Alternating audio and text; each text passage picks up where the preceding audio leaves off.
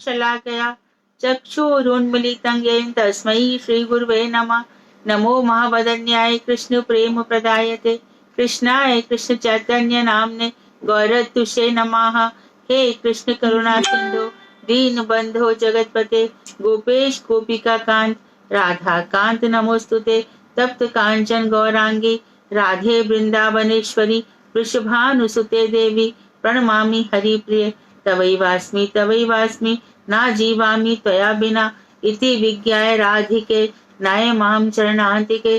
गुरुवे गौरचंद्राय राधिकायै तदालये कृष्णाय तद्भक्ताय नमो नमः। वाञ्छाकल्पतरुभ्यश्च कृपा सिन्धुभ्येव च पतितानां पावनेभ्यो वैष्णवेभ्यो नमो नमः। श्री कृष्ण चैतन्य प्रभु नित्यानंद श्री अद्वैत गदाधर शिवासादि गौर भक्त वृंद।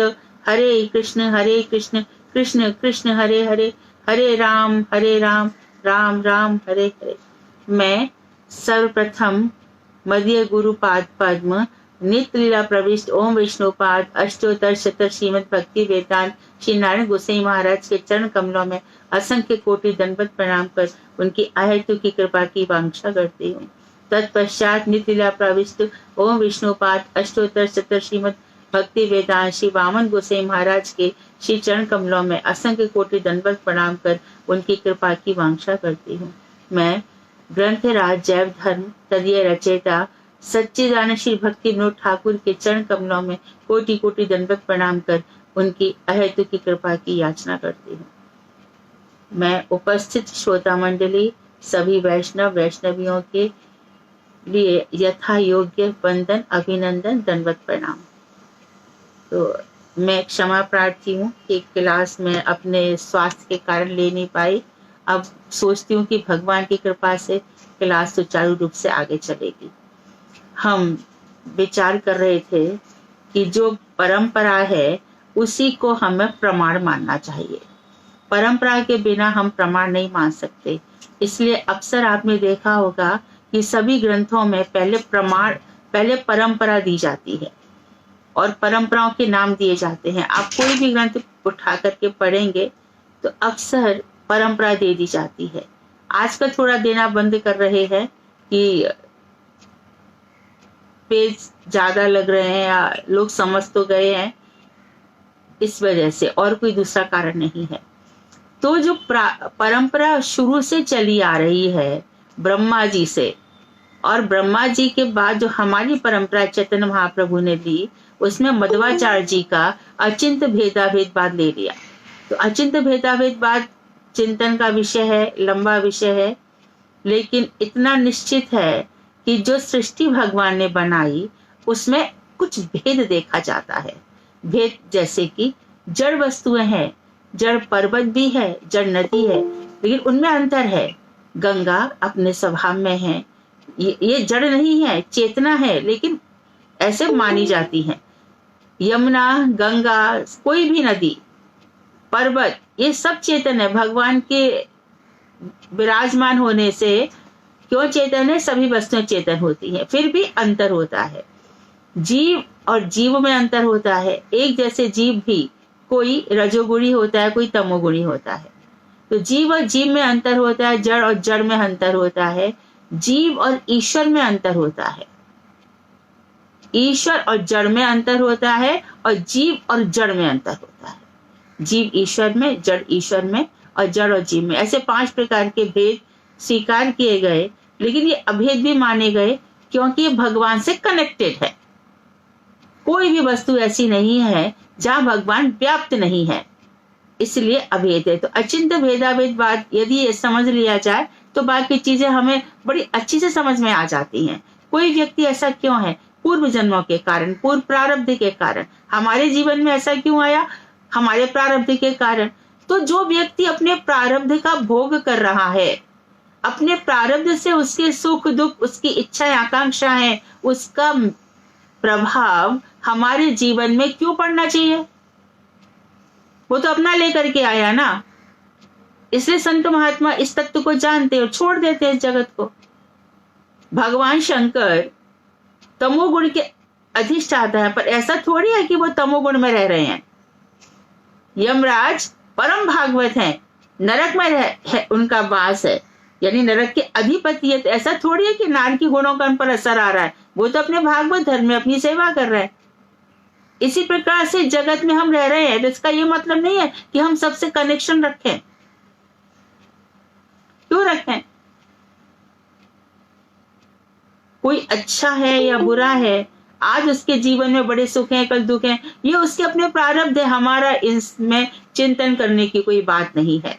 तो भजन करते करते जगत, जड़ जगत हमारे ध्यान में आना ही नहीं चाहिए। तो यहाँ पर बता रहे हैं कि प्रमाण होना बहुत जरूरी है। अब कोई समझ ले कि भैया मैं तो बहुत अच्छा पाठ पूजा कर लेता हूँ, मेरे को किसी गुरु की जरूरत नहीं है और मैं अपना सब समझता हूँ, सब मैं खुद पढ़ लेता हूँ। लेकिन जैसे कि कोई व्यक्ति बहुत कुछ पढ़ने पर भी किसी यूनिवर्सिटी से कनेक्टेड नहीं होता तो उसको डिग्री नहीं मिलती, उसी प्रकार से यदि हम किसी संप्रदाय से संबंधित नहीं है तो हमें वहां पे प्रवेश नहीं है। तो 4 संप्रदाय बना दिए भगवान ने। एक संप्रदाय ब्रह्मा जी से चलवाया, एक संप्रदाय रुद्र शंकर जी से चलवाया, एक संप्रदाय लक्ष्मी जी से चलवाया और एक संप्रदाय सनक सनंदन सनत कुमार से चलवाया, सनक आदि ने चलाया। तो ये 4 संप्रदाय चल पड़े। और भगवान शंकर, कोई कहते कि हम तो शंकर के भक्त हैं, अब वो मूर्ख ये नहीं समझते कि शंकर जी ने तो भागवत संप्रदाय चला दिया। ये समझ में नहीं आ रहा है। शंकर जी की सिचुएशन तो देखनी चाहिए। शंकर है ही कौन? भगवान श्री कृष्ण शंकर है। कैसे? जैसे दूध से दही बन जाता है, तो कृष्ण शंकर ही है एक तरह से। ब्रह्मा जी के ललाट से शंकर हुए हैं। कोई भी व्यक्ति, सब में कृष्णत्व है, सब तो कृष्ण से निकले हैं। जो सदाशिव तत्व है वो परम वैष्णव तत्व है। तो ये सब बातें किससे मालूम पड़ती हैं? आमनाय वाक्य, शास्त्रों में लिखे वाक्य से। तो शास्त्रों में जो बातें कही गई है वही हमारे लिए धारण करने योग्य है। जो व्यक्ति शास्त्र को नहीं जानता उसकी कोई बात मत सुनो, बल्कि तो चर्चा भी मत करो उसके साथ बैठकर। शास्त्रों में लिखी बातों को ही प्रमाण मानना चाहिए। जैसा कि अभी हमने कहा कि हम कितना भी पढ़ लिख लें, विद्वान बन जाए, लेकिन किसी जो परंपरा चली आ रही है उनके वाक्यों को हम नहीं सुनते तो हमारा ज्ञान अधकचरा रहता है। जो हमें जीवन मिला था, पूर्णता की ओर बढ़ जाता, वो नहीं बढ़ पाएगा। तो आगे कह रहे हैं, वो ब्रजनाथ कह रहे हैं कि 10 मूल के प्रथम श्लोक में वेद को एकमात्र प्रमाण स्वीकार किया गया तथा प्रत्यक्ष आदि प्रमाणों को वेदानुगत होने पर उन्हें भी प्रमाण माना गया। तो प्रत्यक्ष आदि प्रमाण है यदि वेदानुगत है, जैसे कि भगवान श्री कृष्ण का विग्रह सामने है तो निश्चित रूप से रोमांच होगा। लेकिन ऐसा भी देखा गया है कि दुर्योधन को नहीं हुआ, इसलिए कभी कभी प्रत्यक्ष आदि प्रमाण भी सिद्ध नहीं होते। तो कौन से प्रमाण मुख्य हो गए?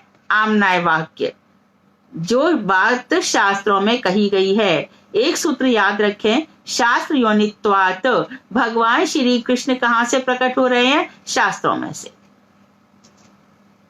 तो शास्त्रों में जैसा भगवान का स्वभाव बताया है, भगवान के गुण बताए हैं, भगवान की लीला बताई है, वही हमारे लिए चिंतन का विषय है, इसके अतिरिक्त नहीं। इसके अतिरिक्त हम क्या कर रहे हैं? अपना जीवन बर्बाद कर रहे हैं। कोई भी आकर के कुछ भी बोल जाए, नहीं मानना है। न्याय और सांख्य आदि दर्शनों में कुछ अधिक प्रमाण देखे जाते हैं। पौराणिकों ने तो 8 प्रकार के प्रमाण स्वीकार किए हैं। पौराणिकों ने जैसे प्रत्यक्ष, जो सामने दिखाई दे रहा है, अनुमान जैसे कि कहीं पर धुआं है तो हम समझ लेते हैं कि वहां पर आग जल रही है, अर्थात प्रकृति है तो परमेश्वर है, परमेश्वर है तो प्रकृति है, प्रकृति है, काल है, समय है, ये सब परमेश्वर से रिलेटेड है। कहीं कुछ आवाजें बंद कीजिए। तीसरा है अनुमान, अनुमान हो गया। और तीसरा है अप की जगह उप होना चाहिए, उपमान। उपमान जैसे हमने एक गाय देख ली और फिर हमने एक नील गाय देखी, तो हम ये सादृश्य, सिमिलरिटी के कारण हम समझते हैं, तो कभी कभी इस तरह से मान लिया जाता है। शब्द, जो शब्द है वो तो प्रमाण है ही। ऐति है जो इतिहास चला आ रहा है, इतिहास में जो बातें रूट ट्रेंड हो गई हैं उसको भी हम प्रमाण मान लेते हैं। अनुपलब्धि, कभी कभी किसी चीज का अभाव होता है, जैसे कि एक लकड़ी जल गई, आधी लकड़ी तो जली है आधी नहीं है, अभाव होने पर भी हम ये मान लेते हैं कि भाई जली लकड़ी है तो इसका मतलब इसका पूरा भाग होगा ही होगा। अर्थापत्ति, कभी कभी अर्थ में आपत्ति आ जाती है, जैसे कि देवदत्त खाता है, देवदत्त दिन में नहीं खाता फिर भी मोटा है। अर्थ में आपत्ति आ गई, खाता नहीं तो मोटा कैसे है, तो फिर हम अर्थ लगाते हैं कि वो रात को खाता होगा। और संभव, संभावना है, यहाँ पर रेती गीली है, लगता है आगे नदी है। तो इस तरह से प्रमाण हुआ करते हैं। प्रमाण के संबंध में भिन्न भिन्न मत होने का कारण क्या है? यदि प्रत्यक्ष अनुमान को सिद्ध प्रमाण की कोटि में नहीं रखा जाए तो यथार्थ ज्ञान का बोध भी कैसे हो सकता है? हमें समझाने की कृपा करें। तो ने कहा कि प्रत्यक्ष तो प्रमाण है और अनुमान है, और आप कहते हो कि ये सिद्ध नहीं है। दोनों, प्रत्यक्ष भी सिद्ध नहीं है, जो आंखों से दिख रहा है, कानों से सुन रहा है। अरे ये व्यक्ति अंधा है, देखो तो चल नहीं पा रहा, तो ये प्रत्यक्ष प्रमाण है। और दूसरा अनुमान, देखो ना, जैसे कि अभी बताया, आग जल रही है तो धुआं, धुआं दिख रहा है तो आग जल रही है ना, आप इसको सिद्ध क्यों नहीं मानते हो? और यदि नहीं रखा जाए तो फिर यथार्थ ज्ञान समझ में कैसे आएगा? ज्ञान की व्याप्ति कैसे होगी? मुझे समझाएं। तो बाबा जी कह रहे हैं कि प्रत्यक्ष आदि प्रमाण अधीन है इंद्रियों के। इंद्रियां जो कभी कभी देखती है वैसा नहीं होता, और बद्ध जीवों की इंद्रियों में क्यों नहीं होता? ये चार चीजें हम सबको याद रखनी चाहिए, अंडरलाइन दिस। बद्ध जीवों की इंद्रियों में जो समझ आती है ना, उसमें चार चीजें हो जाती हैं: भ्रम, प्रमाद, करणापाट्य और विप्रलिप्सा। ये चार दोष सर्वदा वर्तमान रहते हैं, वो आगे क्लियर करेंगे। इंद्रियों के द्वारा जो ज्ञान प्राप्त होता है उसे सत्य और निर्मूल कैसे माना जा सकता है? तो वो कह रहे हैं कि जो ज्ञान हमें इंद्रियों से मिल रहा है, अर्थात हम सुन रहे हैं, देख रहे हैं, तो उसे सत्य हम क्यों नहीं माने? आप ऐसे कैसे कह सकती हो कि ऐसे हो सकता है? ये बेकार की बात है, हमने तो खुद अपनी आंखों से देखा। तो पूर्ण समाधि की अवस्था में स्थित बड़े बड़े महर्षि और संत आचार्यों के निर्मल हृदय में सर्वतंत्र, स्वतंत्र और सर्वशक्तिमान भगवान स्वयं उदित होकर वेद के रूप में सिद्ध ज्ञान प्रकट करते हैं। अतः स्वतः सिद्ध ज्ञान स्वरूप वेद की प्रामाणिकता सर्वथा निर्मूल और निर्भर योग्य है। तो उन्होंने कहा कि देखो, अभी ये मंत्र कहाँ से आ गए? वेद तो भगवान के निश्वास हैं, व्यास जी ने उनको प्रकट कर दिया। अब व्यास जी ने प्रकट होकर इसका विभाजन किया, क्योंकि व्यास जी ने विस्तार किया, इसीलिए उनका नाम व्यास है। तो उन्होंने वैशंपायन ऋषि को इत्यादि को सारे ज्ञान दिए, तैत्तिरीय उपनिषद उगल दिए गए, फिर ले लिए गए। ये सब कैसे हुए? तो उन्होंने कहा कि देखो, इसका एक कारण है कि जब कोई महर्षि साधना करता है तो मंत्र दृष्टा कहलाता है। मंत्र को देखने वाला, मंत्र को समझने वाला, मंत्र का अनुभव करने वाला। तो उन ऋषियों के हृदय में वेद के रूप में सिद्ध ज्ञान भगवान खुद प्रकट कर देते हैं, खुद ही प्रकट कर देते हैं। भगवान के और गुरु के विषय में जिनकी समान प्रकार से भक्ति होती है, उसके हृदय में अर्थ आ ही जाते हैं, 100% आ जाते हैं। तो जो आचार्य गण, हमें सच्ची बात पूछो ना, तो आचार्यों का ही साहित्य पढ़ना चाहिए और आचार्यों की बातें सुननी चाहिए, और जो उनको फॉलो करके कह रहे हैं उन्हीं की बात सुनो। ये तो बहुत गड़बड़, बहुत समय व्यर्थ हो जाएगा। तो आचार्यों के हृदय में वो बातें प्रकट होती हैं। प्रभुपाद जी जो कह रहे हैं, भक्ति प्रज्ञान केशव गोसाई महाराज कह रहे हैं, भक्ति दत्त माधव महाराज कह रहे हैं, उनकी बातों में कुछ सुनना चाहिए, वो क्या कह रहे हैं। तो वो ये बता रहे हैं कि जो मंत्र दृष्टा, इनको मंत्र का अनुभव होता है, चक्रवर्ती ठाकुर को मंत्र का अनुभव होता है, और नरोत्तम दास ठाकुर, ये लोग मंत्रों का अनुभव, मंत्र सिद्ध है ये लोग। तो मंत्र सिद्ध किस प्रकार से होगा? मंत्र सिद्ध कैसे होगा? उनके जैसे हम फॉलो करेंगे। कैसे उन्होंने भजन किया, किस प्रकार से रहे, किस प्रकार से उन्होंने सबको, आचार्यों को परंपरा को पालन किया, परंपरा से इधर उधर खिसके ही नहीं, इसलिए तो सिद्ध हुए। उसमें अपनी दाल क्यों गलानी है, अपना क्यों डालना है, और जो मन को अच्छा लगा उसको उठा लिया और वहां पे लगा दिया और फिर गड़बड़ा गए सारे। उसको यदि हमने एज इट इज ले लिया तो सब ठीक ठाक हो गया। तो अब उन्होंने बताया कि ये यथार्थ ज्ञान उन लोगों को हो जाता है क्योंकि वो मनोधर्मी नहीं है, सुविधा भोगी नहीं है, निष्ठ है, समर्पित है। समर्पित नहीं होने से गड़बड़ है। तो आगे बाबा जी कह रहे हैं कि प्रत्यक्ष आदि प्रमाण जो है वो इंद्रियों के परतंत्र है बताया। तो आगे और भी इन्होंने स्पष्ट किया कि ब्रजनाथ आप ये जो बात कह रहे हो कि भ्रम, प्रमाद, विप्रलिप्सा और कर्णा पाठव, ये मुझे अच्छी तरह से समझा दीजिए है क्या, ये चीज सिद्ध होनी बहुत जरूरी है। तो बाबा जी ने कहा कि बद्ध जीव अपनी असंपूर्ण इंद्रियों के द्वारा किसी विषय का तो जो भूल ज्ञान संग्रह करता है उसे भ्रम कहते हैं। बद्ध जीव, मंत्र सिद्ध को कुछ भी तकलीफ नहीं है, लेकिन जो कंडीशनल सोल है, जो इस माया से बंधे हुए हैं, तभी भगवान ने देखो बार बार गीता में कहा, देवी हैषा गुणमयी मम माया दुरत्यया मामेव ये प्रपद्यन्ते माया में ताम तरन्ति ते। ये माया छूट नहीं सकती है, बहुत मुश्किल है। जैसा कि हमने कहा, हमको रुचि आती है, कहाँ क्या हो रहा है, कहाँ किधर क्या बात चल रही है, अपने साधन भजन का समय हमने दूसरों को दे दिया, दूसरों के चिंतन में दे दिया। वो समय तो तुम्हारा, अभी तो जिंदगी में 80 साल की उम्र है, तो 81वां साल मिलेगा नहीं भाई, तो उसमें से कितना टाइम इधर उधर बिगाड़ दिया। समय तो पास आ रहा है, चलता ही चला जा रहा है। तो यही बात है, वो लोग अपने समय का 1 सेकंड भी नहीं बिगाड़ते और हमारा बहुत कुछ चिंतन में जाता है, दूसरा कर्मफल भी बन जाता है। अब इस कर्मफल को और भोगो कितने जन्मों तक, इसलिए अपने को समेट लो, जाने की जरूरत ही नहीं है, जो हो रहा है होने दो।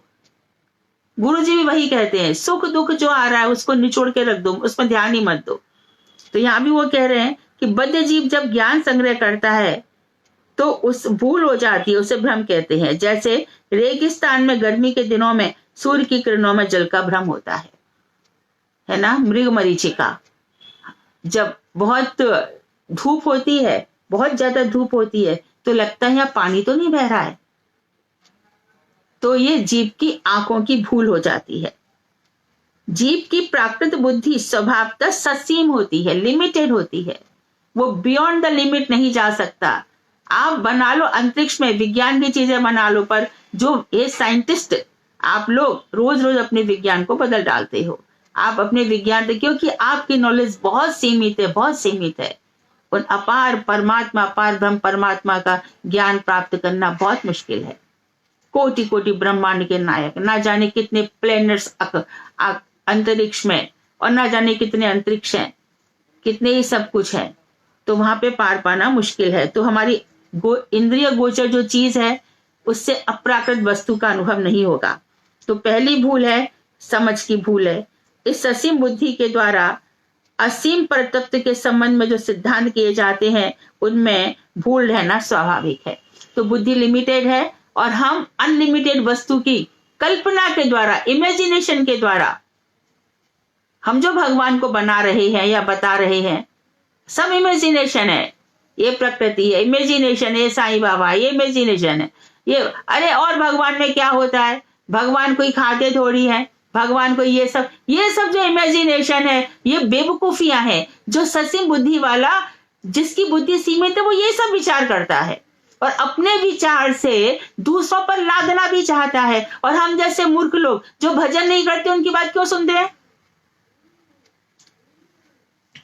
तू भजन कर रहा था क्या? तूने शास्त्र पढ़े थे क्या? फिर क्यों मुझे बोल रहा है या बोल रही है? अपने काम से काम रख। मेरे जीवन में क्यों इतना ज्यादा तेरा इंटरफियरेंस है? तेरे पास अपना कुछ काम नहीं क्या? जब व्यक्ति इस स्थिति में आ जाता है ना, तो उससे ये भूलें नहीं होती।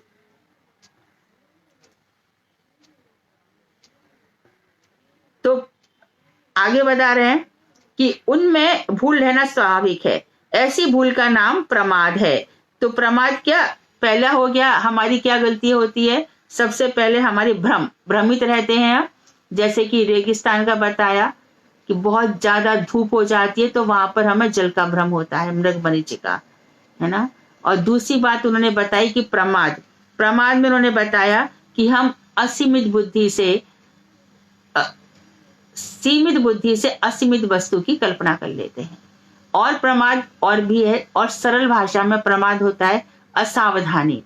हम कथा तो सुन रहे हैं लेकिन अलर्टनेस नहीं है, सुना कुछ समझा कुछ और, वक्ता कुछ और कह रहे हैं और हमने असावधानी या अपनी सीमित बुद्धि के कारण उसके और अर्थ निकाल लिए। जैसे कि आप लोग देखेंगे जो वक्ता होते हैं, भागवत के वक्ता, या जिन्होंने भंडारे खोल रखे हैं या जो कुछ भी है, वहां पर शास्त्र सम्मत बहुत सी बातें दिखाई नहीं देती हैं। तो आगे कह रहे हैं, देश और काल की सीमा से सीमित बुद्धि से, हमारी बुद्धि देश और काल की सीमा से युक्त है, किसी का देश काल से अतीत ईश्वर का कर्तृत्व जिज्ञासा करना। तो हम खुद तो देश काल से सीमित हैं और हम देश काल से अतीत भगवान के विषय में जिज्ञासा करते हैं। तो जो पर ब्रह्म सब जगह व्याप्त, वो ब्रह्म क्यों कहलाते हैं? क्योंकि सब जगह व्याप्त है। व्याप्नोतीति ब्रह्म, जो सब जगह व्याप्त है, उनके विषय हम जिज्ञासा। अब जिज्ञासा करने चले, हमें बताओ तो सही, शंकर जी कौन है, गणपति कौन है, और देवियां कौन है, देवता कौन है। अब शास्त्र बता भी रहे हैं कि भैया ये ऐसे ऐसे है, तो नहीं मानना है। ये है विप्रलिप्सा, अपने आप को ठगने की इच्छा। और किसकी? और जो वक्ता है, भागवत में बैठे हैं, कोई ऐसा एक छोटा सा पॉइंट मिल गया किसी जगह, दान करना चाहिए, लेकिन आगे पीछे नहीं देखा कि देश और काल को, पात्र को देखकर दान करना चाहिए। देशे काले पाते च तद्दानम, जो गीता में कहा जा रहा है कि आप जो भी दे रहे हो, पहले स्थान को देखो, समय को देखो, और पात्र को देखो, किसको दे रहे हो। और फिर वर्णन आता है, साफ वर्णन आता है कि यदि, अरे हम तो बहुत सोच रहे हैं कि हम गए थे हरिद्वार और ब्राह्मण को 100 रुपए दे आए, लेकिन आप महाभारत का मोक्ष धर्म पर्व उठा लीजिए, वहां पे साफ लिखा है, यदि आपके दिए हुए 100 रुपए की ब्राह्मण ने शराब पी ली तो आपका नरक होगा, और ब्राह्मण तो जाएगा ही जाएगा। वो तो श्रृगाल लिखा है, सुअर जिसको बोलते पिग बन जाए, सुअर बन जाए, देने वाला कुत्ता बनेगा। तो भगवान बुद्धू है क्या? गीता में बता दिया, जो उन्होंने अपनी व्यवस्था कर रखी है, उनकी व्यवस्था में हमने क्वेश्चन कर दिया। जब वो कह रहे हैं अर्जुन से कि देश काल और पात्र को देख के दान दो, फिर भी अपने मन की चला ली, तो भोगो। तो हम ये बात नहीं मानेंगे, अरे सब बकवास है, क्योंकि मन को अच्छा लग रहा है, सुविधा भोगी, मनोरामी। ये मनोरामी व्यक्तियों ने सारा सब गड़बड़ कर दिया है। भगवान शंकर जी को दक्ष ने नहीं माना, है ना, दक्ष ने उनका सम्मान नहीं किया, मूर्ख। क्या हुआ उसका? बातों का सम्मान नहीं किया ना। तो कितनी सब बातें होती रही, सती जी चली गई, शंकर जी चुप रहे, बोले नहीं मानती तो भाई जा, मैं क्या करूं। मां पर पहुंची, उनका अपमान हुआ, पति का अपमान देखा तो जल गई, तो भी शंकर जी चुप रहे। लेकिन उनके जो पीछे पीछे गण आ रहे थे, उनसे सहन नहीं हुआ। शंकर जी के जो गण थे, उनको सहन नहीं हुआ। तो बाद में जब बात वहां तक पहुंची शंकर जी तक, बोले ऐसी बात है क्या? तो शंकर जी ने जटा उखाड़ डाली, वीरभद्र पैदा हो गए और सब यज्ञ का विध्वंस कर डाला। क्या है यज्ञ? तो भी करना है,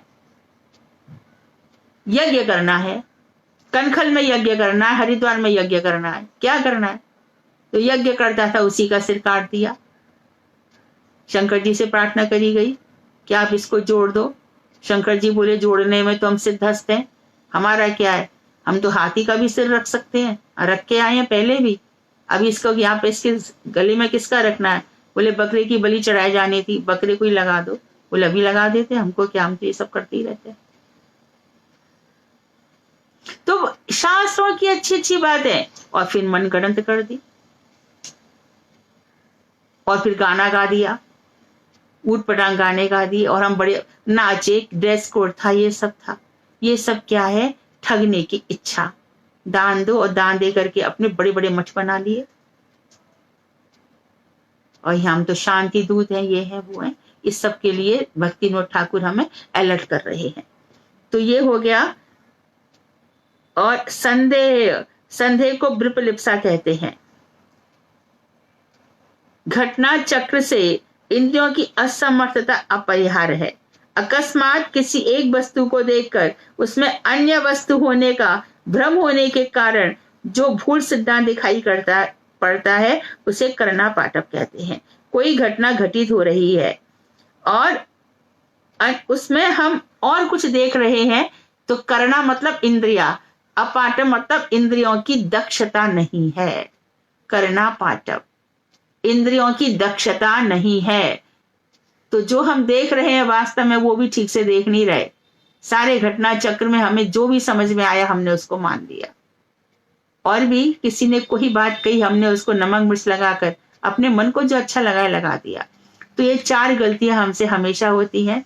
हम भ्रमित होते हैं, बात को ठीक से समझते नहीं, प्रमाद, असावधान रहते हैं, विपलिप्सा, दूसरों को ठगने की इच्छा हमारी रहती है, इसलिए हम बातों को मैनिपुलेट करते हैं। और चौथा है कर्ण, हमारी इंद्रियां इतनी सक्षम नहीं होती हैं। शास्त्री जी ने शास्त्र में क्या कहा, हम तो सो गए, थोड़ी देर के लिए मन कहीं और चला गया। अरे औरों की तो बात छोड़ दो, पार्वती जी को शंकर जी कथा सुना रहे हैं, कथा सुनाते सुनाते जब भूगोल खगोल की बातें आई, पार्वती जी की आंख लग गई। औरों की तो बात ही छोड़ दो, तो जो बद्ध जीव है वो क्या सुनेगा और क्या कहेगा। जिसमें मंत्रों की इतना मंत्र जाप है, इतना भगवान में निष्ठा है, उसके हृदय में जो दिव्य चेतना जागती है ना, उसी को ही सब कुछ ठीक से प्रकट होता है। वही उठ के डांट भी देगा, चल भी देगा, अपना रास्ता नाप लेगा। वही लोग, उनकी चेतना दिव्य चेतना होती है। तो ब्रजनाथ ने कहा क्या प्रत्यक्ष आदि प्रमाणों का कोई मूल्य नहीं है?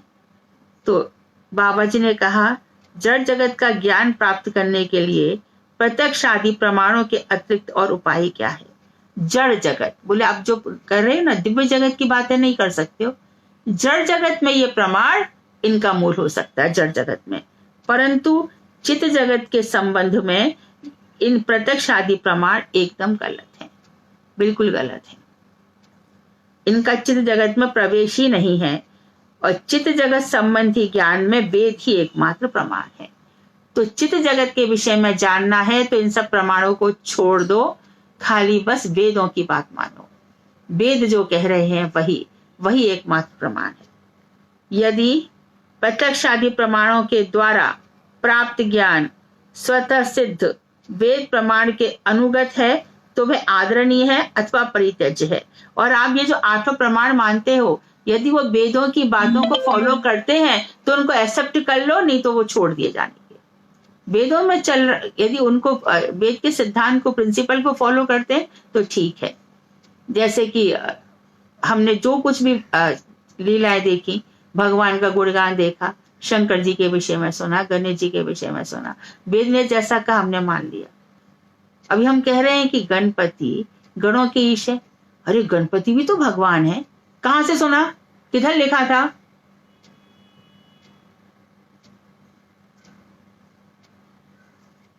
शंकर जी गले में मुंडों की माला पहन रहे हैं। नारद जी आ गए एक दफे पार्वती जी के पास। पार्वती जी से बोले बहुत शंकर से प्रेम करती हो? बोले हाँ। बोले कभी पूछा उनसे कि तुमने मुंडों की माला क्यों धारण कर रखी है? पार्वती बोली इसमें क्या, पूछ लूंगी। शंकर जी पहुंचे, पार्वती जी बोली कि आपने इतने सारे मुंडों की माला क्यों धारण की है? ये सब स्त्रियों की मुंडे दिखाई दे रहे हैं। तो पार्वती ये मत पूछना। बोले नहीं, आपको बताना पड़ेगा। मत पूछो, बताओ आज बताना पड़ेगा। तो उन्होंने कहा कि देखो पार्वती, तुम्हारे इतने सारे जन्म और मरण हुए हैं, तुम जब जब मरती हो तुम्हारे मुंडों की माला मैं ये मुंड अपनी माला में धारण कर लेता हूँ। ये जो अंतिम माला देख रही हो ना, ये तुम जब सती बनी थी उस समय का है। इसका मतलब क्या हो गया? कि शंकर जी हमेशा ही रहेंगे, नित्य वस्तु हैं, नित्य वस्तु हैं। और पार्वती जी कितने जन्म लेकर के फिर पार्वती जन्म के बाद उनका ये अंतिम जन्म इसलिए हुआ क्योंकि जब ये हो गया कि मैं बार बार मरती हूँ, तो पार्वती जी ने कहा कि मुझे भी अमर कर दो ना। तब भगवान ने कहा कि अमर करना है तो फिर वो कौन सी जगह, अमर क्या है वो, वहां पे चले गए वो, और वहां पर अमरनाथ, राइट, अमरनाथ चले गए। अमरनाथ में उन्होंने फिर पार्वती जी को भागवत की कथा सुनाई, और वहीं पर ही भागवत की कथा किसने सुन ली?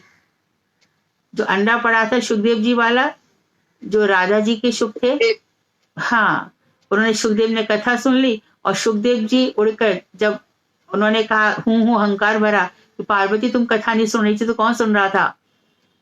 तो उन्होंने कहा कि एक पक्षी उड़कर जा रहा है। तो ब्यास जी बीटिका के पास बैठे थे, बीटिका के मुख में चले गए।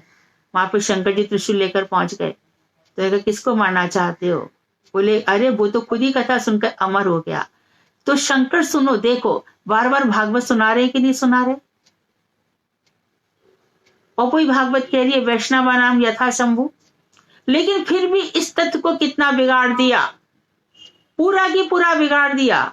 और जो भागवत भक्त है जाकर के क्या बोलेंगे, भगवान क्या वृंदावन बिहारी लाल की जय, उमापति महादेव की जय, भगवान शंकर की जय। अब बोलो इनसे क्या बोला जाए? देवों के देव महादेव। देवों के देव महादेव तो ठीक है, उसमें बुराई नहीं है, लेकिन महादेव को भगवान कहने में बुराई है। नहीं तो अमरनाथ की कथा, नाम यथा शंभु, हाँ वैष्णवा नाम यथा शंभु, ठीक है। तो इस पर डिपेंड करना चाहिए। सारी बात का सार ये है कि जो बातें बताई जा रही है उनको मानो, इसी से भगवान भी खुश होंगे और शिव जी भी खुश होंगे। हनुमान जी को भगवान मानना कहां पे बताया गया है बोलो?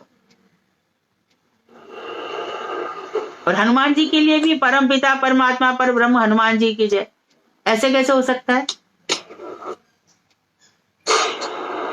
तो ये भ्रम प्रमाद विप्रलिप्सा करना पाठव ये सब दोष होते हैं।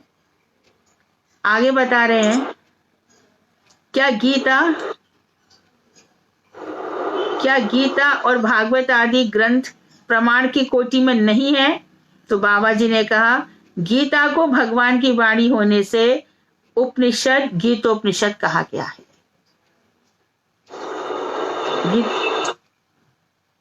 अतः गीता वेद है, वेद और उपनिषद में अंतर नहीं होता।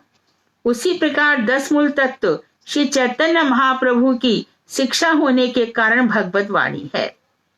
इसी प्रकार से जो 10 मूल तत्व भी बताए जा रहे हैं ये स्वयं चैतन्य महाप्रभु ने कहे हैं। तो जो स्वयं भगवान है उनके द्वारा कहे जाने के कारण ये भगवत वाणी है। तो गीता को उन्होंने कहा ये उपनिषद है। भगवान श्री कृष्ण ने स्वयं कहा है गीता सुगीता कर्तव्या कि मन्य शास्त्र विस्तृय या स्वयं पद्मनाभ से मुखाद विनिश्चिता।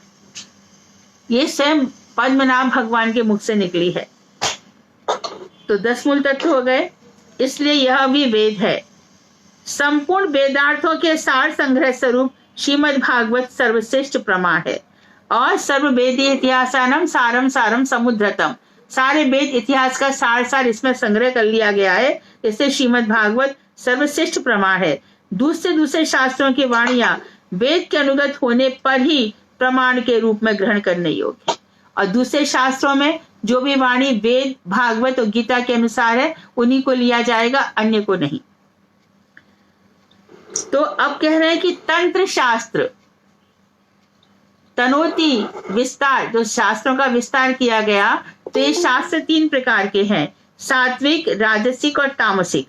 इनमें पंचरात्र आदि सात्विक तंत्र समूह, तन धातु से विस्तार के अर्थ में वेद के विस्तारक तंत्र शब्द निष्पन्न होकर वेद का गूढ़ार्थ विस्तारक शास्त्र होने के कारण प्रमाण कोटि में मान्य है। अब उन्होंने कहा कि अच्छा तो आपने श्रीमद् भागवत गीता वेद तो बता दिए, उपनिषद बता दिए, पर ये तो बताओ कि नारद पंचरात्र क्या माना जाए? तो ने कहा नारद पंचरात्र तंत्र है। तंत्र अर्थात जहाँ पे विस्तार किया गया भगवान की भक्ति के विषय में बातें बतलाने के लिए, तो उनको भी प्रमाण माना जाएगा। तो नारद संहिता प्रमाणित है, शांडिल्य भक्ति सूत्र प्रमाणित है, नारद भक्ति सूत्र प्रमाणित है, क्योंकि भक्तों के द्वारा कहे गए। तो रूप गोस्वामी ने जो ग्रंथ लिखे प्रमाणित है, सनातन गोस्वामी ने जो लिखे, क्योंकि पग पग पर वो लोग श्रीमद् भागवत, विष्णु पुराण, गरुड़ पुराण इनके और पद्म पुराण इनके उदाहरण दिया करते हैं। बिना इनके उदाहरण के वो एक शब्द नहीं लिखते। राधा जी का जहाँ वर्णन आएगा, ब्रह्म वैवर्त पुराण पूरा की पूरा उठाकर लिखते हैं, नारद पंचरात्र का वर्णन करते हैं, राधा तंत्र उपनिषद का वर्णन करते हैं। और जहाँ जगन्नाथ जी का वर्णन आएगा तो आचार्यगण स्कंद पुराण उठाते हैं। जगन्नाथपुरी का जो मंदिर है उसके विषय में स्कंद पुराण है, उसका प्रमाण देते हैं। तो आचार्यों की वाणी हमें क्यों स्वीकृत है? क्योंकि वहां प्रमाण है, और प्रमाण इन सबके दिए गए हैं। और वाणी भी उसी वक्ता की सुसिद्ध है जो इन्हीं शास्त्रों से प्रमाण देते हैं।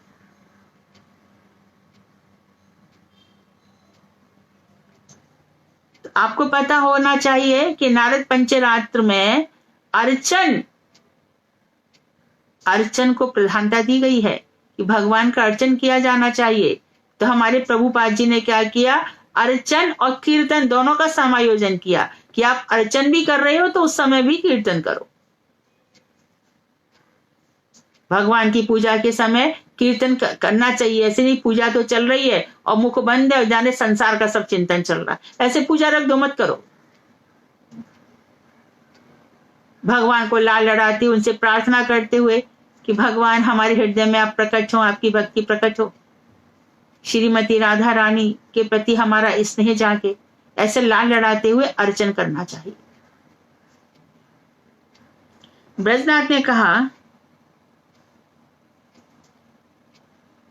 कि वेद के अंतर्गत तो बहुत से ग्रंथ हैं, इनमें कौन कौन से ग्रंथ प्रमाण माने जाए, उनको हम ग्रहण करें, और कौन कौन से ग्रहण नहीं करें।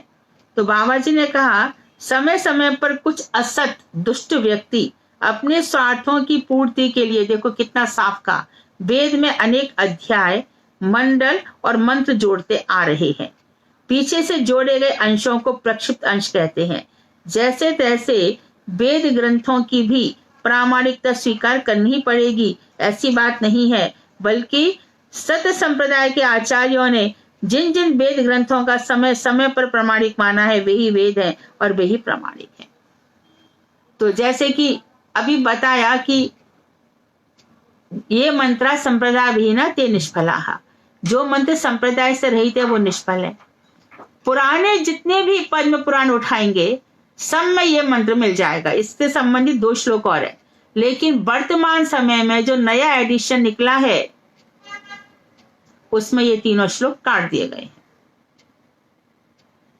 उनको कहा ही नहीं, क्योंकि गीता प्रेस वाले किसी संप्रदाय को मानते ही नहीं है। तो उन्होंने कहा हमारी बात ही विरोधी हो रही है तो निकाल दो।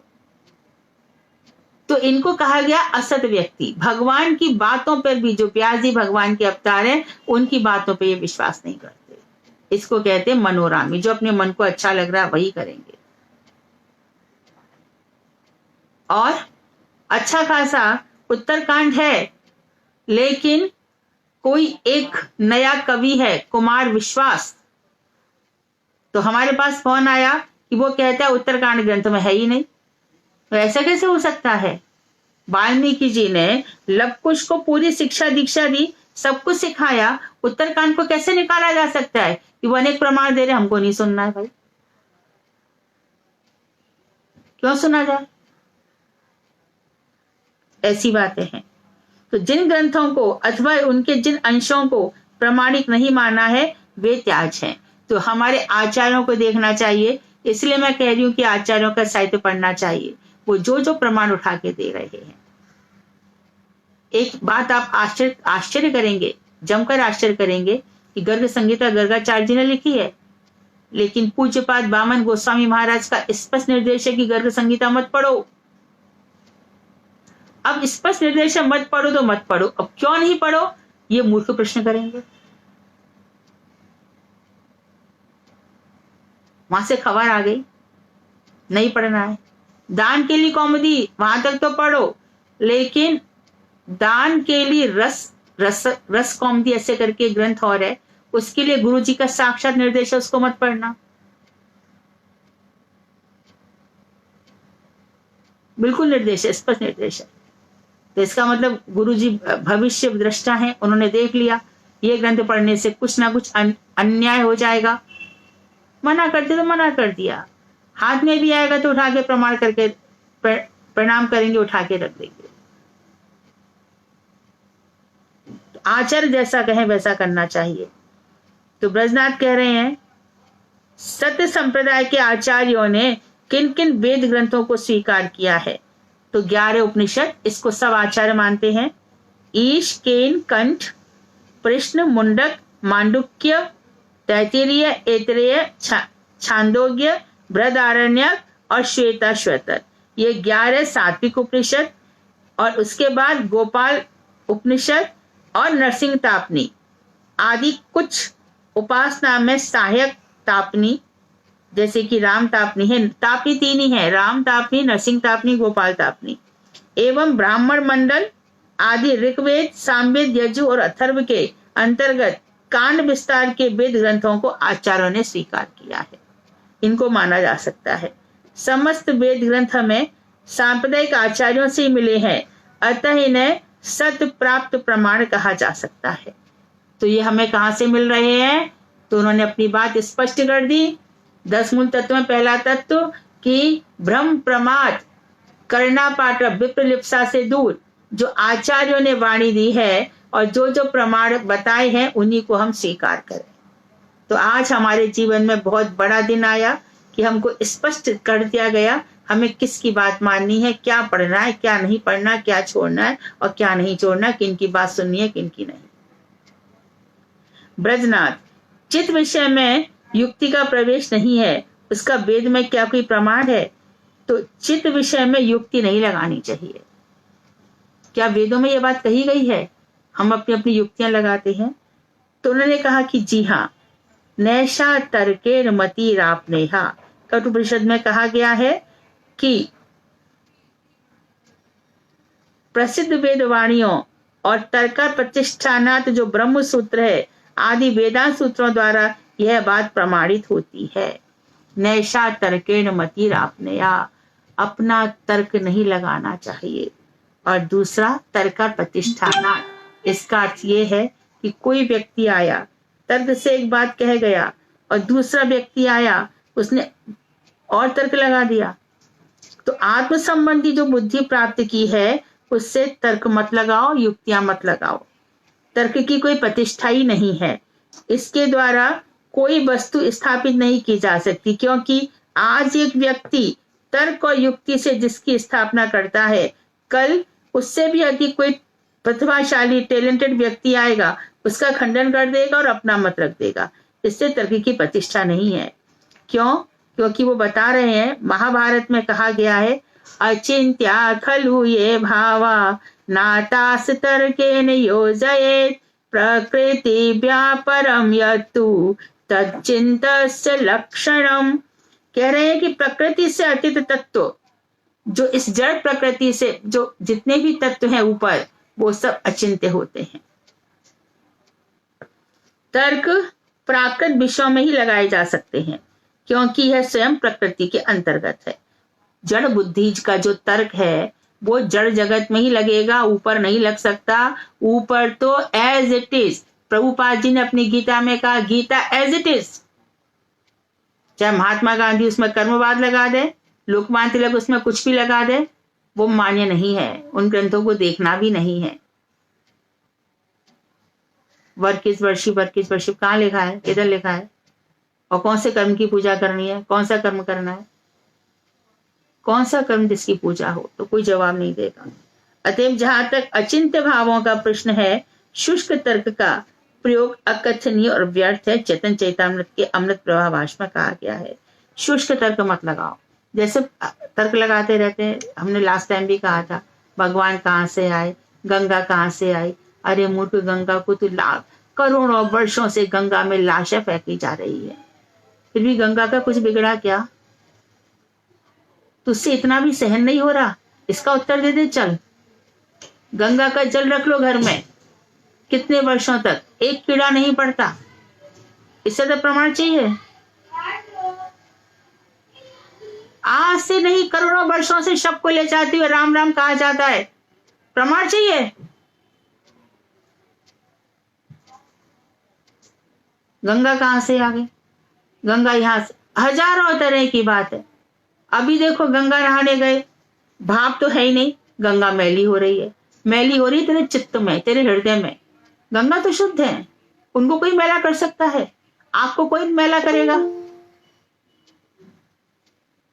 इसी प्रकार से महिला है, मासिक धर्म आ गया, हम भजन करें कि नहीं करें?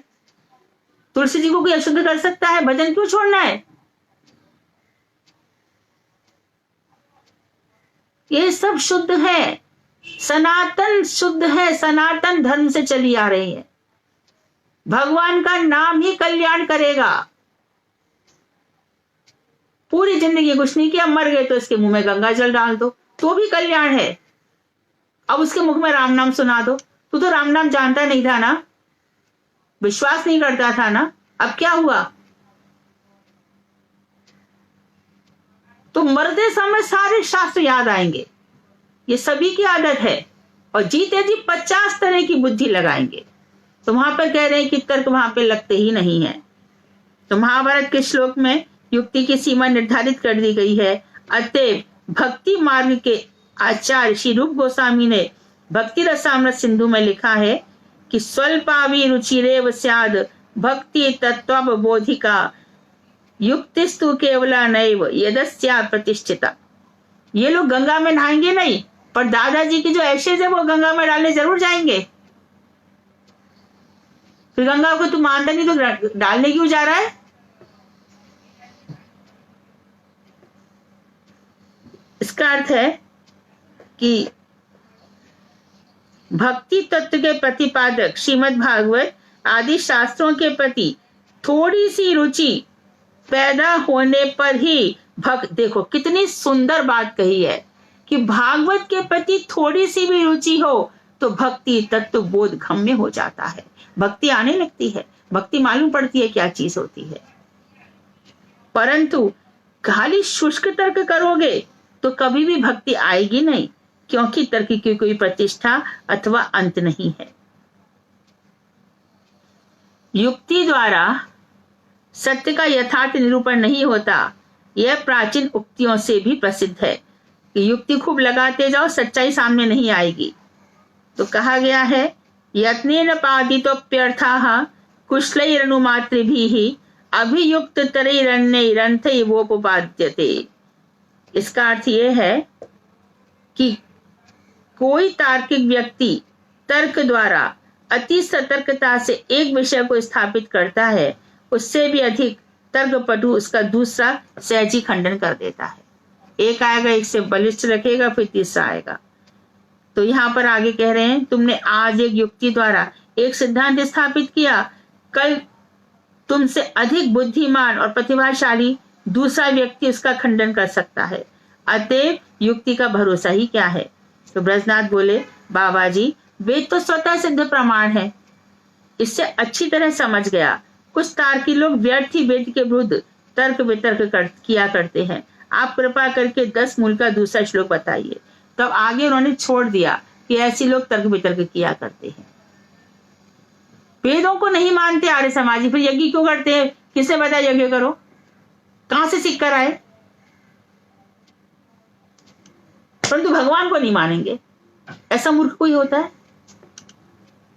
यज्ञ की विधि कहां से सीखी?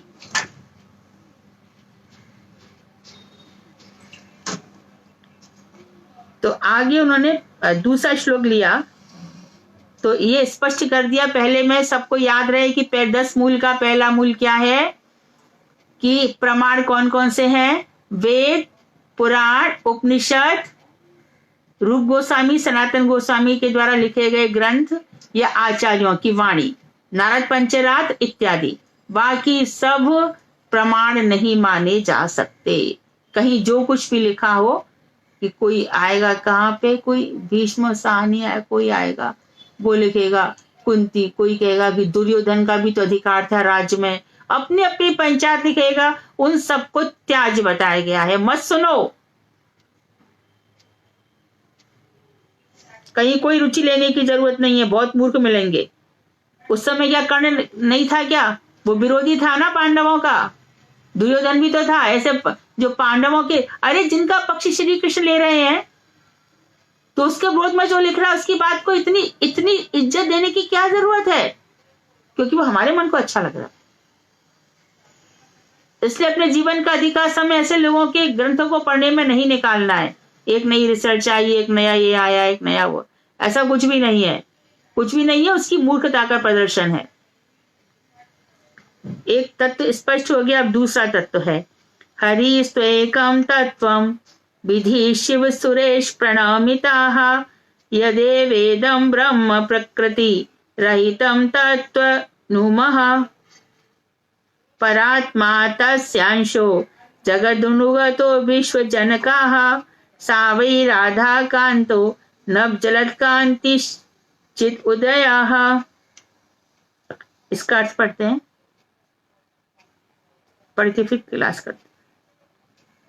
अर्थात दूसरा दसमूल, ब्रह्मा शिव और इंद्र आदि देववृंद जिनको निरंतर प्रणाम किया करते हैं वे हरि ही एकमात्र परम तत्व हैं। ये दूसरा दसमूल है। पहला है वेदों की आमनाय वाणी ही प्रमाण है परंपरागत, और जिसमें सब हमारे आचार्यों की प्रार्थना है और आचार्यों की जो हम ये पढ़ते हैं वैष्णव परंपरा, ये सब उनकी बातें ही प्रमाण है। दूसरे में आ गया, याद कर लो, शंकर ब्रह्मा जिनको प्रणाम किया करते हैं वे हरि ही एकमात्र परम तत्व हैं। शक्ति रहित निर्विशेष ब्रह्म उन श्री हरि की अंग कांति है। जो ब्रह्म है, जो निर्विशेष है, निर्विशेष का अर्थ ध्यान रख लो, उसका कोई वैशिष्ट नहीं है। अर्थात ना तो उसका मन है, ना उसका आंखें हैं, ना रूप है, ना हाथ है, ना पैर है, ना कोई इच्छा है। सृष्टि भगवान की इच्छा पे चलती है भाई। सा इच्छा वेद कहते हैं। उन्होंने देखा एको हम बहुश्यामः, उन्होंने सोचा मैं अकेला हूं, बहुत हो जाऊं। लोकवत्तु लीला कैवल्यम, ये सृष्टि भगवान का लोक अनुरंजन और कुछ भी नहीं है।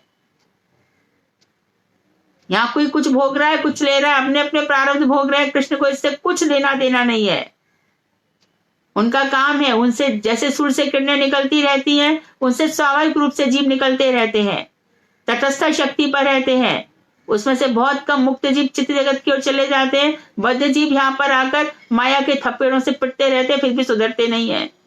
ये दुर्ग है, यहाँ दुर्गा जी इसकी रक्षक है, रक्षिका है। और जो भगवत विमुख जीव है उनकी अच्छी खबर लेती है। कभी स्वर्ग उठाए, कभी नरक डुबाए, कभी स्वर्ग का सुख दे देती है, लेकिन अगले जन्म में भी सुख मिलेगा नहीं, कभी नरक जैसा दुख भी दे देती है। इसलिए सुख दुख धन हानि इन सब से दूर रहो। ईशावासमिदं सर्वम यत् किंचित् जगत्याम जगत तेन त्यक्तेन भुंजिता मा कस्यचित् गिरधनम।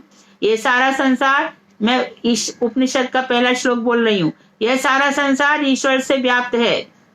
इस संसार में जो कुछ भी है उसका त्याग पूर्वक भोग करो। कल छोड़ना है, कल छोड़ना है, अभी छोड़ना है, अभी छोड़ना है। सुविधा के अनुसार जितना मुझे चाहिए उतना बहुत है।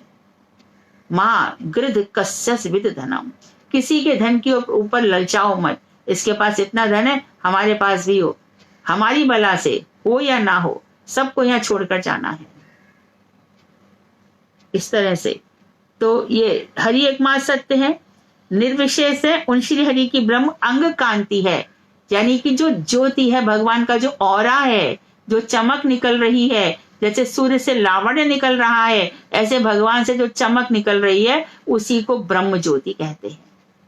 वही ब्रह्म है।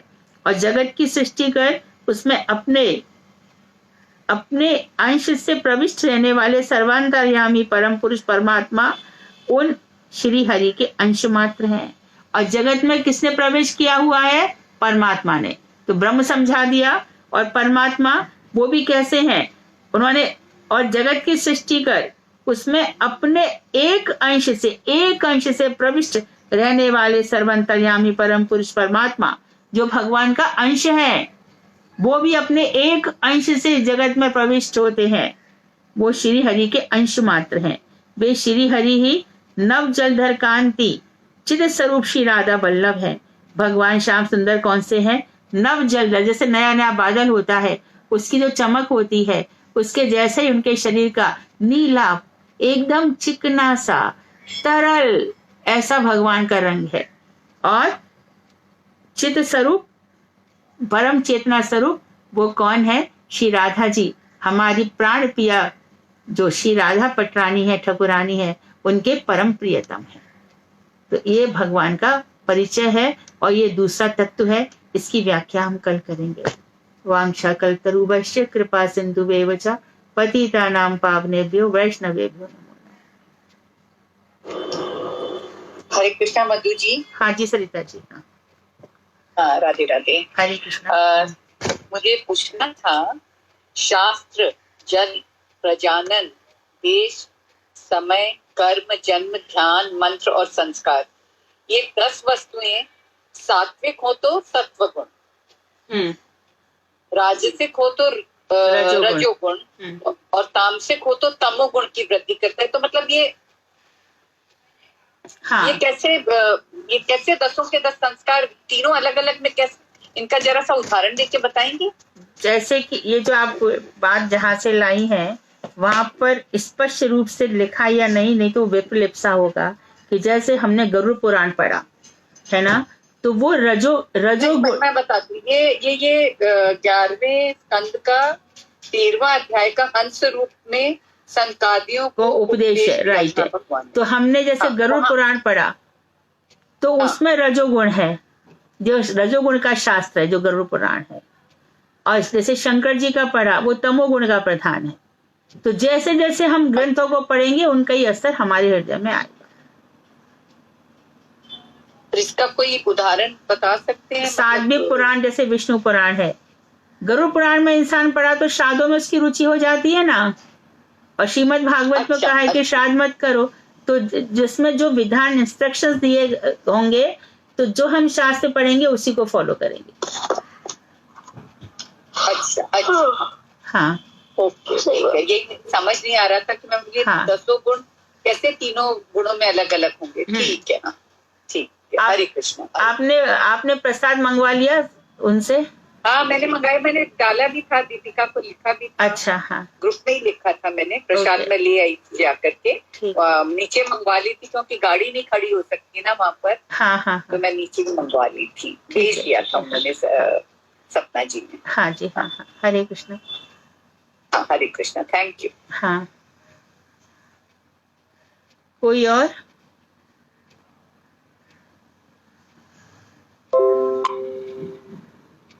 हरे कृष्ण। हाँ, हरे कृष्णा। दीदी दंडवत प्रणाम। हरे कृष्णा। दीदी, जैसे आप बोल रहे हो ना कि कभी कोई ऐसे मतलब गलत उसमें बोले तो हम वहाँ से मतलब वहाँ उसमें इंटरफेयर ना करें, पर लेकिन कई बार जैसे कोई मतलब ऐसे तत्व बोलते हैं, ऐसी चीजें बोलते हैं कि उस टाइम ना मन अंदर से कहता है कि नहीं, इनको सही बात बतानी जरूरी है। जैसे मान लो भगवान जी के बारे में, अगर कृष्ण जी के बारे में ऐसे कुछ बोलते हैं तो ऐसे क्या मतलब ना बताओ ना उनको सुधारो। Definitely you have to improve. If you know perfectly you have to improve him. Condition ये कि वो आपकी बात सुने।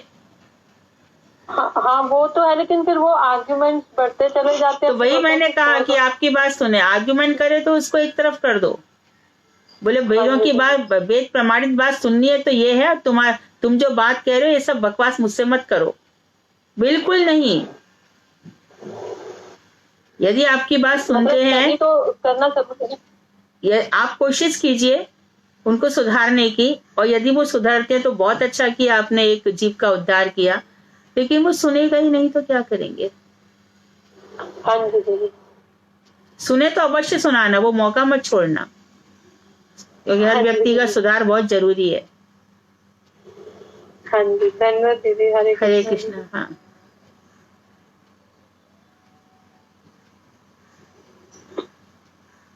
हरे कृष्णा दीदी, दंडवत प्रणाम। हरे कृष्णा। देखिए जो हमारा ये पहला श्लोक था अभी जो बताया ना 10 मूल का, हाँ। कि मतलब प्रमाण हमारे शास्त्र का प्रमाण। हाँ। अच्छा दीदी, जैसे कि हम मतलब तर्क वितर्क नहीं करना, अनुमान नहीं लगाना, यानी बिल्कुल जैसे हमारे गुरुवर्ग बताते हैं कि मतलब एक उदाहरण भी मतलब गुरुदेव देते हैं कि जैसे गुरु बोल रहे हैं कि अभी दिन है तो हमें स्वीकार कर लेना चाहिए कि दिन ही है, वो बोला रात हो या कुछ भी। तो इसी तरह दीदी हमें ये मतलब कि अपने जीवन में ये स्वीकार कर लेना चाहिए कि भगवान कृष्ण ही एकमात्र हमारे मतलब परम वो है, भगवान तत्व ब्रह्म है। हाँ। ये दूसरा तत्व हो गया। पहला तत्व हो गया अच्छा। हाँ हाँ कि वेद वाक्य ही प्रमाण है, और दूसरा तत्व हो गया 10 मूल तत्व याद रहने चाहिए। एकमात्र श्री हरि ही परम वस्तु हैं, जिनको सभी प्रणाम किया करते हैं। शंकर जी के विषय में तो आज काफी कुछ बताया। हाँ। अच्छा दीदी, जैसे कि ये सारे इतने सारे जो प्रमाण है हमारे जो भगवान ने बताए हैं कि ये प्रमाण है, तो दीदी ये उनके लिए मतलब ज्यादा विशेष करके होगा ना कि जो मानते ही नहीं है। हाँ, जड़ जगत के लिए हैं, वही ऐसे प्रमाण लेके चलते हैं, वही कुतर्क लेके चलते हैं। अच्छा। जैसे एक ही प्रमाण है, इतिहास से कोई चीज चली आ रही है वो प्रमाण है, लेकिन वो जड़ जगत का है। जैसे कि प्रमाण कैसे होते हैं कि भैया एक लंबा कपड़ा होगा वो साड़ी कहलाई जाएगी, ऐसा लंबा कपड़ा है साड़ी कहलाई जाएगी, ऐसा जो कपड़ा पहना वो शर्ट कहलाई जाएगी। ऐसा कोई विधान तो था नहीं, परंतु तत्व देख के बन गया। तो इसी प्रकार से जो इतिहास है, यदि वो हमारे बाकी महाभारत है, महाभारत जो है वो वेद के अनुगत है, तो हम मान लेंगे उसको, प्रमाण को, कोई बुराई नहीं है। अच्छा, और दीदी जैसे कि कुछ जो संसार के लोग होते हैं वो हर चीज मतलब कुछ छोटी छोटी बातों को भी लेके ये लिखा है। सॉरी दी, मैं थोड़ा बाहर बैठी थी नेट पर। तो जैसे कि बताते हैं कि ये गीता में लिखा है, ये भागवत में लिखा है, और वो नहीं लिखा है, वो झूठ है। तो दीदी मतलब ऐसे व्यक्ति से अभी जैसे दीदी को आपने उदाहरण दिया कि अगर वो सुन रहे हैं तो बताओ, अगर नहीं समझना चाह रहे तो उनसे मतलब कोई मतलब ही नहीं है। ठीक है, हाँ तू कह रहा तो ही सही रहे, यही हुआ ना इसका मतलब। हाँ, क्योंकि जो कुतर्की है ना वो सुनता नहीं है। भगवान उस पर कभी कृपा करे, वो मंत्र जपेगा ना तब वो सुनेगा। तो उनसे जो उनका ज्ञान जो बेटर है, जो पता चल रहा है कि ये गलत बोल रहे हैं, तो इनकी भक्ति नष्ट क्यों हो उसके पीछे। तो सुनता है तो नहीं सुनता, अपना रास्ता ना भाई चल, क्योंकि बहुत आगे बढ़ना है, बहुत ऊंचा उठना है ना। दीदी ठीक है। दीदी मेरे मन में भी एक और बात आ रहा था, मतलब ये मेरा पर्सनल बात है। दीदी हमारी अवस्था कब आएगी ऐसे जो हमें इतना गुस्सा ना आए, हमारा मतलब हमारा केवल निरंतर भगवान में ही मन लगा रहे और कुछ भी ना, दुनिया की कोई चीज अच्छी ना लगे, सब कब आएगा ऐसा दिन? आएगा क्या? आ गया ना, कृष्ण से ही प्रेम करो, 10 मूल तत्व बताया ना। एकमात्र प्रेम करने की वस्तु वही है। पता नहीं दीदी मेरा कब आएगा, मुझे तो नहीं लग रहा, मैं तो कुछ कर ही नहीं पाती। तुम्हारे अंदर इतने सुंदर सुंदर प्रश्न आते, इतने सुंदर, तुम इतनी डिसाइसिव भी हो जाती हो, निर्णय भी ले लेती हो, इससे बड़ा प्रमाण क्या है? हमें तो पूरा विश्वास है। दीदी ये दुनिया बड़ा झूठा है, बेकार है ये दुनिया। मेरे को तो भजन करना है। बिल्कुल, दुनिया तो झूठी है ये, और कलयुग आएगा तो और भी ज्यादा। यहाँ सब चालाक है, स्वार्थी है, कोई नहीं है। सुर नर मुन सबकी यह रीति, स्वार्थ लाग करें सब प्रीति। सब अपने स्वार्थ के लिए ही है। और फिर क्या कहा याज्ञवल्क्य ने, एक ये बात याद रखो, और याज्ञवल्क्य ने मैत्रेय जी से कहा कि कोई किसी का प्रिय नहीं होता, अपनी प्रियता के लिए कोई किसी से प्रेम करता है। जैसे कि एक पत्नी है ना, वो विधवा हो गई तो वो क्या याद करेगी, मेरे को ये करते थे, मेरे को ये करते थे, मेरे को ये करते थे, मेरे को ये करते थे, मेरे लिए इतने हेल्प, इसलिए वो उसको याद करती है। तो कोई किसी का प्रिय नहीं होता, सब अपने स्वार्थ की दुनिया चल रही है। मुझे तो किसी की याद नहीं आती, अभी 2 दिन पहले बेटा भी बोला मेरे पापा होते तो ये दिन नहीं आते। मैंने बोले तेरी बेकार की बात है। नहीं, वो जो आना है वो आएगा। जो भाग्य में लिखा है सुख दुख वो 100% आएंगे। वो किसी के कारण नहीं होते, अपने प्रारब्ध से होते हैं। हाँ जी दीदी। अब तुम जहाँ भी रहोगे तुम्हारे प्रारब्ध के सुख दुख कोई नहीं बांट पाएगा। और दुख तो रहेंगे नहीं, क्योंकि इतना भजन है, वहां दुख कहाँ रहता है। ठीक है दी। हरे कृष्णा। हरे कृष्णा।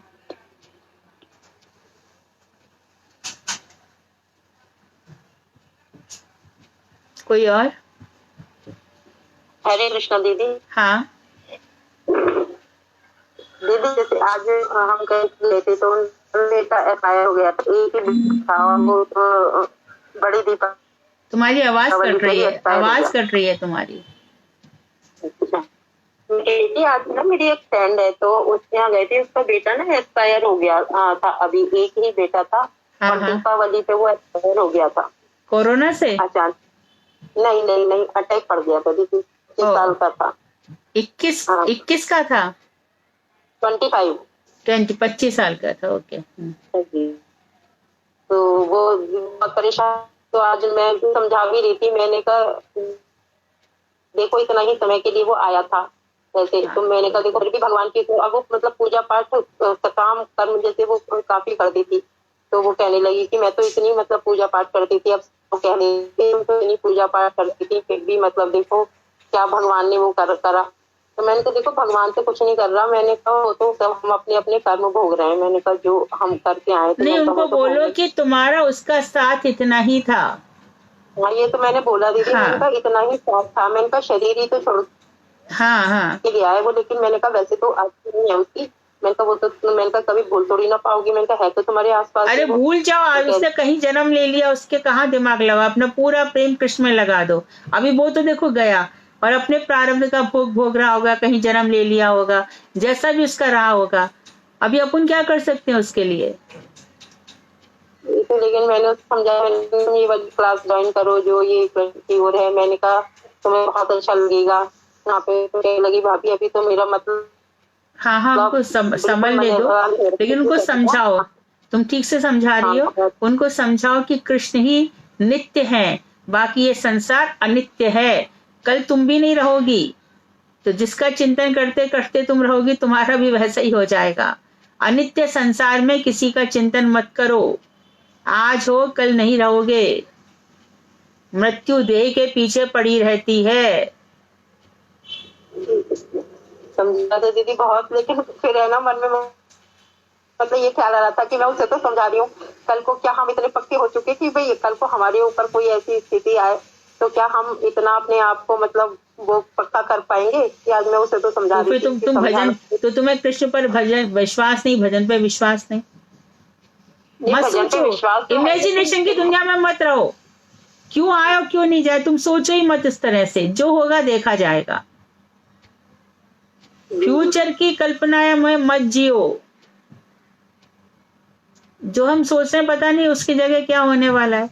कौन जानता था कोरोना आ जाएगा, कौन जानता था ये सब हो जाएगा। जो होगा सो होगा, देखा जाएगा। भजन नहीं छूटे बस।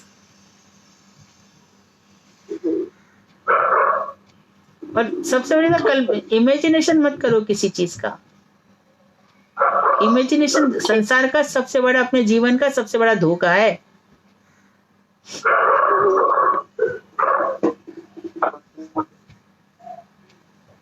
कोई और? ठीक है। वांछाकल्पतरुभ्यश्च कृपा सिन्धुभ्येव च पतितानां पावनेभ्यो वैष्णवेभ्यो नमो नमः। हरे कृष्णा दीदी, दंडवत प्रणाम। हरे कृष्णा, हरे कृष्णा, हरे कृष्णा, हरे कृष्णा।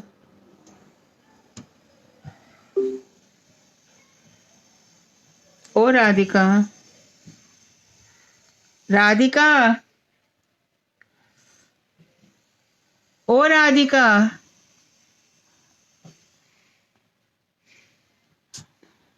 राधू।